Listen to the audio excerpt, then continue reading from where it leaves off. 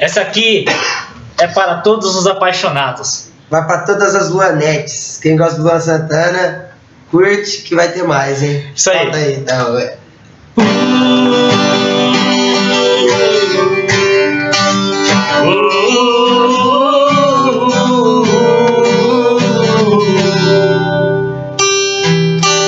Mesmo que você não caia na minha cantada, mesmo que você conheça outro cara na fila de um ano, um tal de Fernando, um lance assim, sem graça. Mesmo que vocês fiquem sem se gostar, mesmo que vocês casem sem se amar, e depois de 6 meses um olha pro outro, e aí, pois é, sei lá.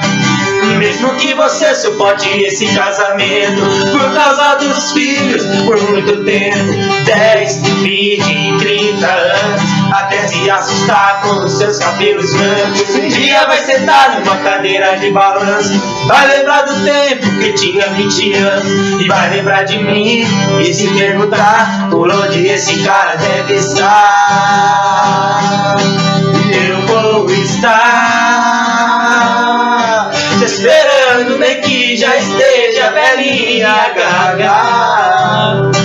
Com 90 viúvas sozinha não vou me importar. Vou ligar, te chamar pra sair, namorar no sofá. Nem que seja além dessa vida eu vou ficar te esperando.